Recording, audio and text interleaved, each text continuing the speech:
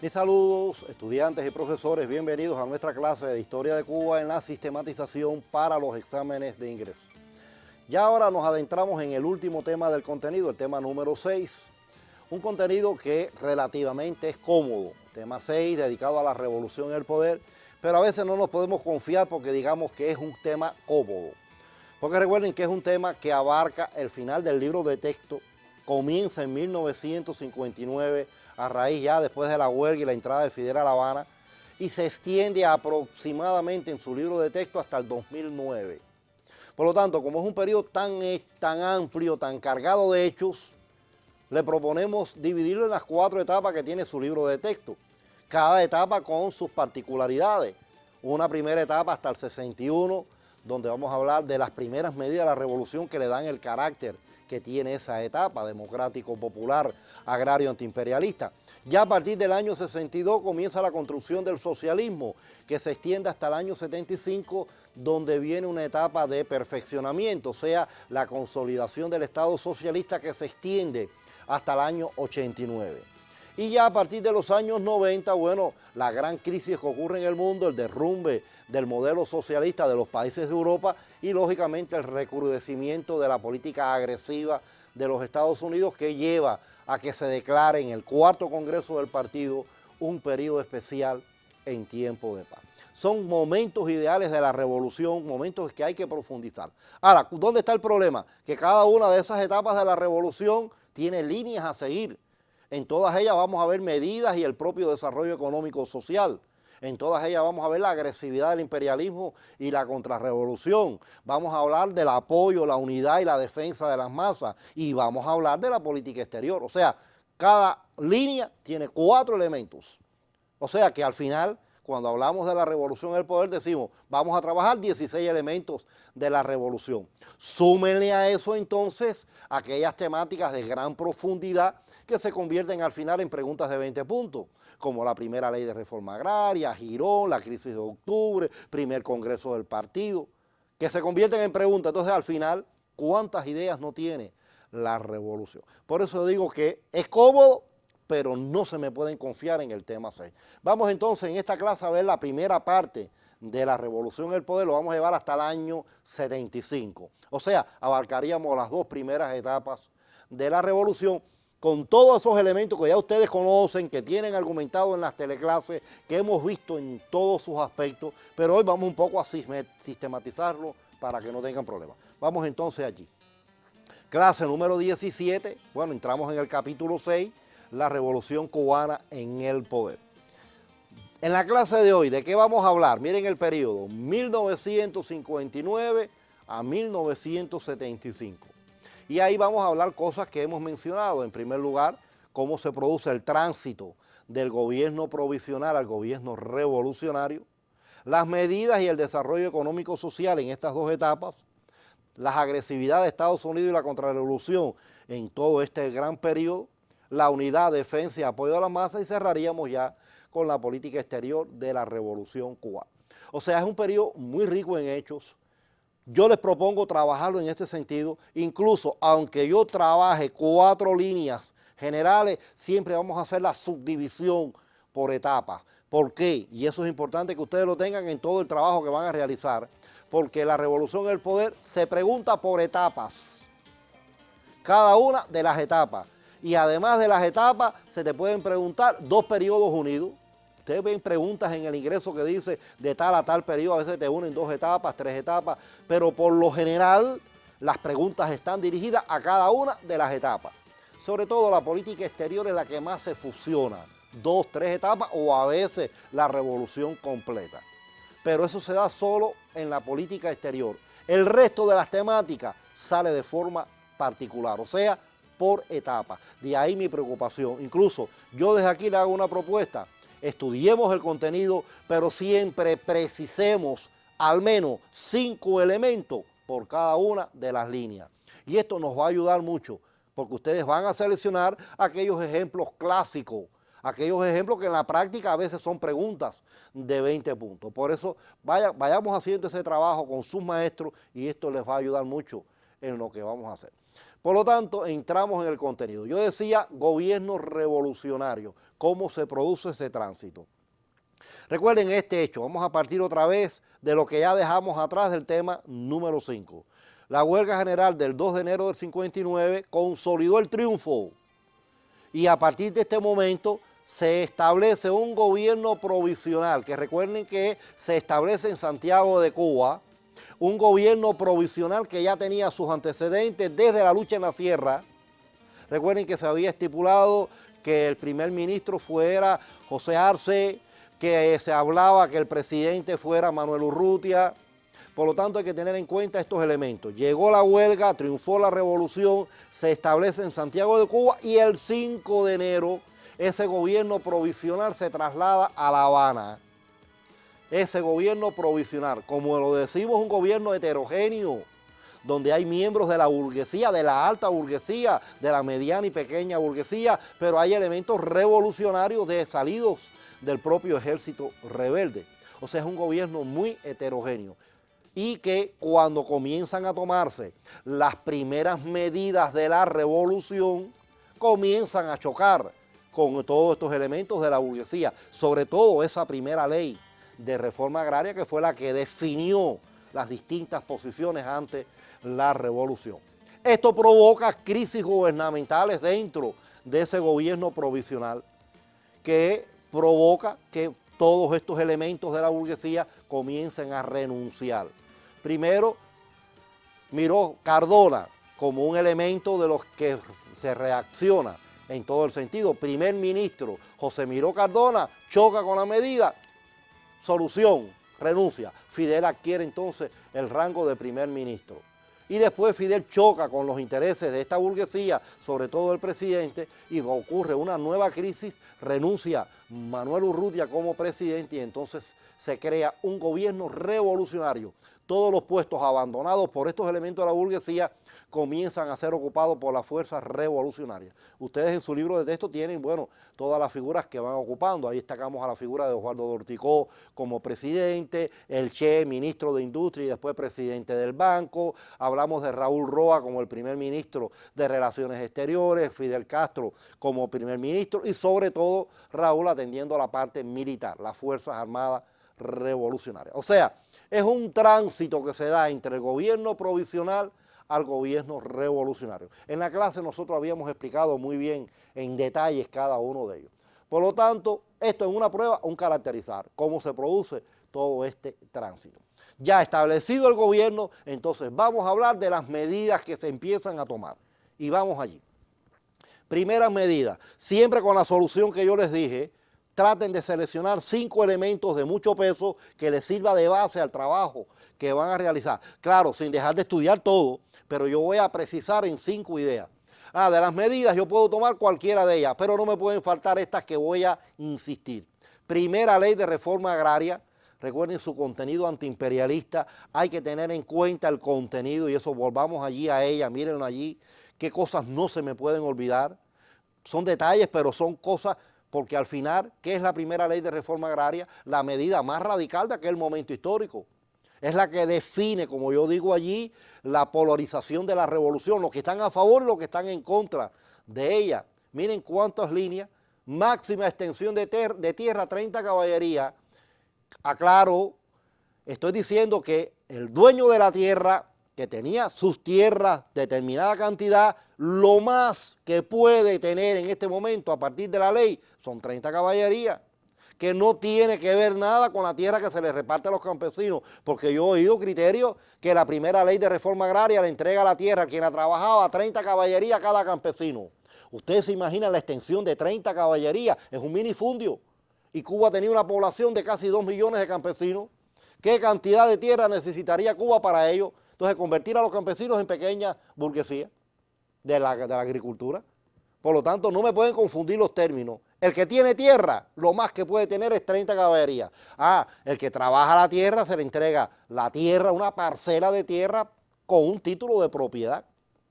Previo la creación de cooperativas, se le da un gran golpe al latifundio y al dominio yanqui, porque hay un aspecto de la ley que dice, la tierra es del cubano. Ya eso está invalidando cualquier propiedad extranjera, porque lo primero que dice la ley es que la tierra es solamente del cubano. Y ahora dice que es de 30 caballería lo máximo, redujo el gran latifundio a un pequeño por ciento. Y entonces quedan todavía reductos de la burguesía, queda reducto de ellos. Ojo con esta medida, por eso insistíamos y volvemos a pantalla, miren ya la conclusión que yo quiero que me llegue. La medida más radical del periodo, y así es como lo preguntan en las pruebas, porque ella es la primera medida de gran fuerza, una medida antiimperialista y la más radical de su momento. Pero volvemos al esquema inicial. Yo decía dos de las medidas que no se me pueden olvidar. El proceso de nacionalizaciones del año 60. Recuerden que estas nacionalizaciones tienen dos momentos. Su primer momento son acciones antiimperialistas porque van dirigidas contra las propiedades extranjeras. Recuerden que cuando comienzan en el mes de junio, ya a partir de junio hasta el mes de octubre, estas primeras que se producen van dirigidas contra las propiedades, sobre todo norteamericanas. Ya las del mes de octubre sí van dirigidas contra la propiedad nacional, los propietarios nacionales, y esas tienen ya un carácter socialista. Y por lo tanto, ¿qué objetivo tenían todas estas medidas en la primera etapa de la revolución? Rescatar la soberanía nacional y aplicar la justicia social. Por eso, cuando hablamos de la primera etapa de la revolución, el periodo 1959-1961, siempre decimos, es una etapa democrático, popular, agrario y antiimperialista. ¿Y qué le daba el carácter a esa etapa? Las medidas que estamos analizando. Y eso es importante que lo tengan en cuenta cuando ustedes lo analicen. Es una etapa con todas estas particularidades. Pero es que a partir del 62 comienza el desarrollo del socialismo y hay medidas que ustedes tienen que tener en cuenta. Volvamos a pantalla. Aquí estábamos hablando de esta primera etapa. Vamos entonces ya a partir del 62, ¿qué hemos trabajado nosotros en el contenido? Miren, ahí están apareciendo esos hechos que son significativos. Hechos que ustedes tienen que caracterizar. Mírenlos allí. Segunda ley de reforma agraria en el año 63. También un caracterizar, ya esta es una medida socialista, porque si vamos a su contenido, ¿qué es lo primero que dice? La máxima extensión de tierra es 5 caballerías. Se eliminaron todos los rezagos del latifundio en el suelo cubano. Por lo tanto, es una medida con estas particularidades. La llamada ofensiva revolucionaria del año 68, hay que caracterizarla también. Es la continuidad de las nacionalizaciones, pero ahora dirigida contra los cuentapropistas, contra la pequeña propiedad.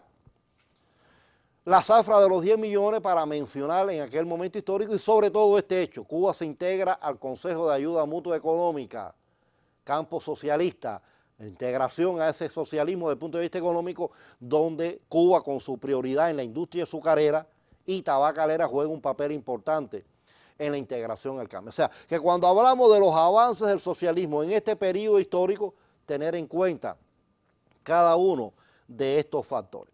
Pero eso es desde el punto de vista de las medidas económicas y sociales.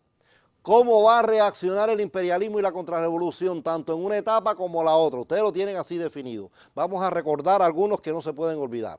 Mírenlo ahí, están apareciendo en orden cronológico aquellos elementos que ustedes pueden utilizar. Mírenlos allí. La gran campaña mediática, recuerden que esto tiene su respuesta con la Operación Verdad. Los intentos sediciosos en Camagüey, recuerden la posición de Camilo allí. La aplicación del Plan Trinidad con los alzados en el Escambray, que esto tiene su respuesta con la limpia del Escambray. La explosión de la Cubre, recuerden la frase de Fidel, patria o muerte, cuando se produce el entierro a las víctimas. La ruptura de las relaciones diplomáticas, los sabotajes a la economía. Llega el año 61, los bombardeos a los aeropuertos y la invasión por Playa Girón y Playa Larga. Esto es importante porque estoy hablando de un contenido que vale 20 puntos en una prueba de ingreso. Quizás usted diga, bueno, ¿y cómo lo trabajo? Vamos a darle una orientación. Miren, que no se nos puede olvidar. Cuando yo hable de Playa Girón, abarco todos los días, desde el 15 hasta el 19 de abril.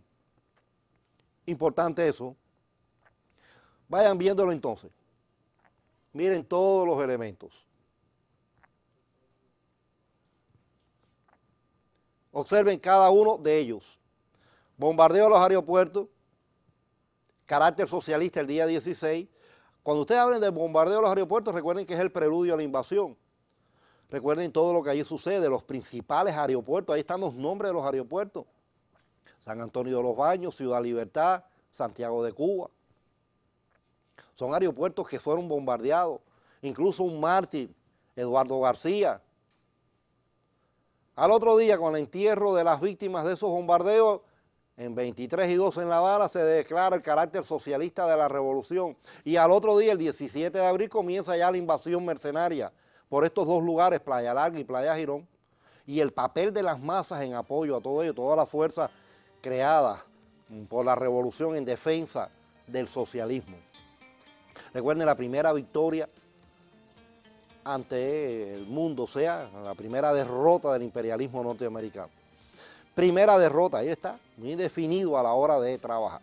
Ese es cuando ustedes trabajen en Playa Girón y tengan en cuenta todos los elementos que deben tener en cuenta. Es una pregunta de 20 puntos, por eso nos detuvimos en ella para que no se pierda la esencia. Pero bueno, vamos a continuar porque hay otros elementos que pudiéramos utilizar.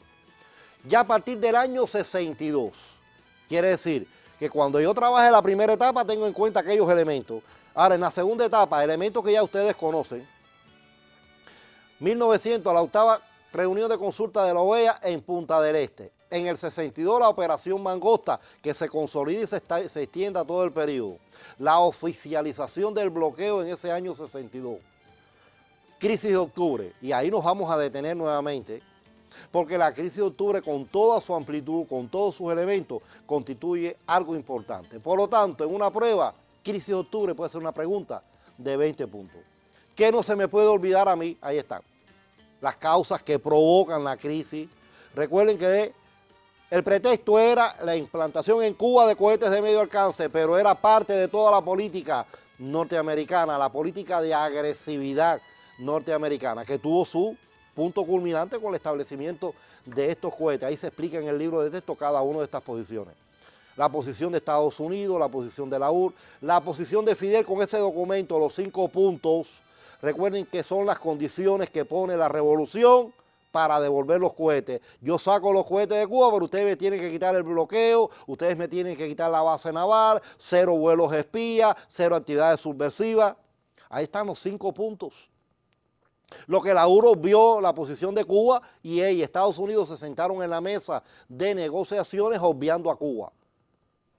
La disposición combativa del pueblo y lo que significó la posición de Cuba de este hecho para el mundo y para Cuba específicamente. Creo que es un hecho que ustedes tienen que dedicarle toda la atención a partir de esta orientación.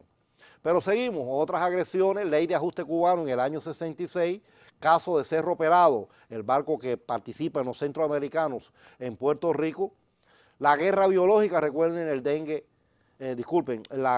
todo lo que es la situación que se produce con la fiebre porcina en el año 71. Yo decía dengue hemorrágico porque después en otra etapa vamos a hablar precisamente en el año 80 de otra guerra biológica como era el dengue hemorrágico. Por lo tanto, estamos hablando de hechos que ocurren en este periodo. Voy rápido porque ustedes tienen toda esta información. Estoy mencionando aquello que no se le puede olvidar. Apoyo y unidad y defensa de las masas.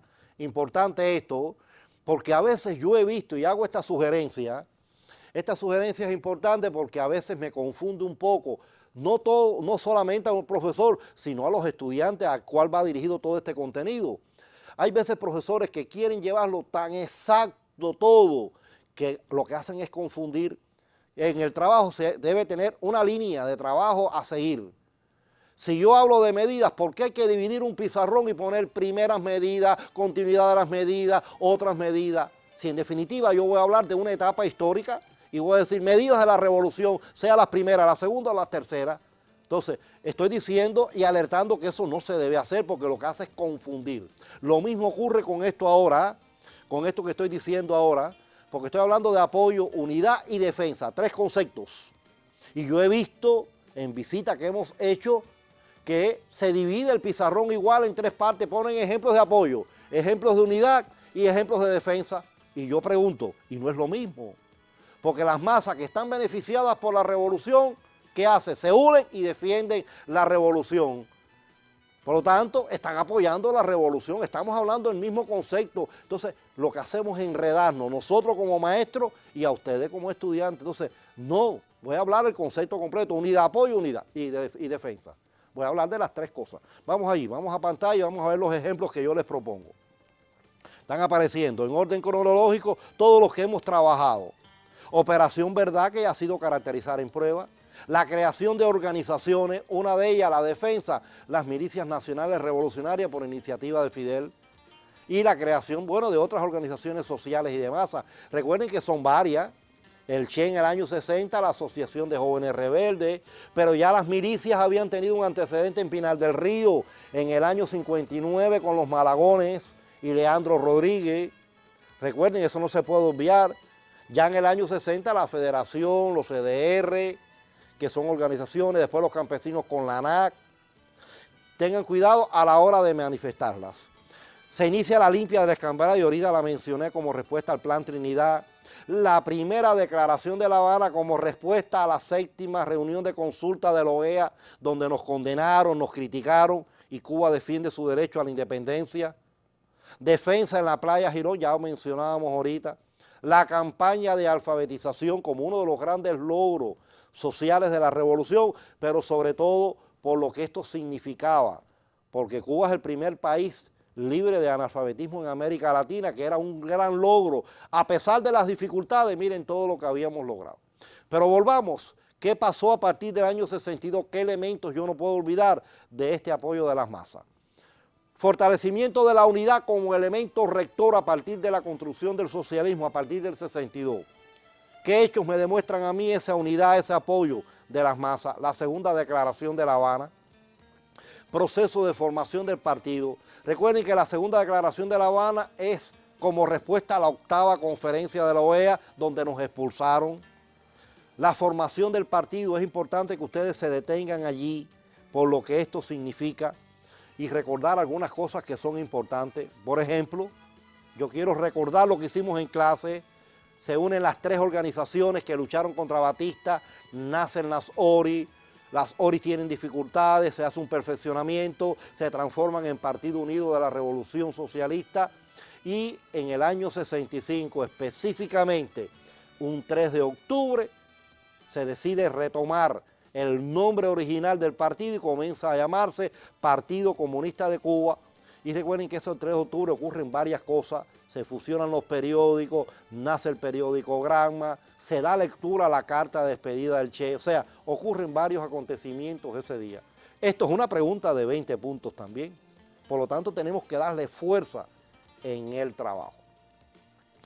Perfeccionamiento de la unidad política de la juventud, cómo ocurre un perfeccionamiento, el nacimiento de la UJC, el nacimiento de la FEN en los estudiantes, creación de los ministerios e instituciones económicas. Miren cuántas cosas en esta segunda etapa podemos trabajar como fortalecimiento en ello. Por lo tanto, cuando ustedes hablen, por favor, estos factores, ustedes tienen que demostrar. Yo se los voy a poner, así lo trabajamos, pero se los voy a poner y volvemos a pantalla por lo que ellos significan. Estos factores son importantes porque son factores que nos posibilitaron avanzar en la construcción del socialismo. Cada uno de ellos yo propongo en el trabajo independiente que ustedes le den fuerza, le den toda una serie de acciones a la hora de trabajar. Me lo demuestren con los hechos que hemos trabajado en las 2 etapas que hemos trabajado. Mírenlos allí, la unidad, la solidaridad y el apoyo de la UR que fue determinante, las medidas. Seguimos. La agresividad del imperialismo que nos obligó a radicalizarnos, el apoyo de las masas, el papel de los líderes, en particular Fidel. Miren cuántos elementos ustedes pueden utilizar para trabajar. El otro elemento que nos quedaría sería la política exterior, pero yo les propongo algo para ganar tiempo y además creo que es una temática muy fácil. Como decimos que la temática de la política exterior de la Revolución Cubana se hace a veces de forma abierta, abarcando varias etapas o en la revolución. Yo les propongo, ustedes seleccionen la primera y la segunda etapa que son las que hemos trabajado. Digan, bueno, de la primera etapa, ¿qué no se me puede olvidar? La solidaridad internacional con la revolución y sobre todo lo que Cuba había creado, la Casa de las Américas y el ICAP. Eso lo hago por una etapa, selecciono los elementos. Y voy a la segunda, entonces hablo de la segunda. Recuerden que en la segunda hay cosas importantes que yo quiero puntualizar, pero se los dejo de estudio independiente. Entonces, cuando comencemos en la próxima clase, vamos a trabajar directamente, empezar por la política exterior y bueno, seguimos entonces con todos los elementos. Sin más, entonces nos despedimos para en la próxima clase trabajar el segundo momento de la revolución en el poder. Hasta la próxima.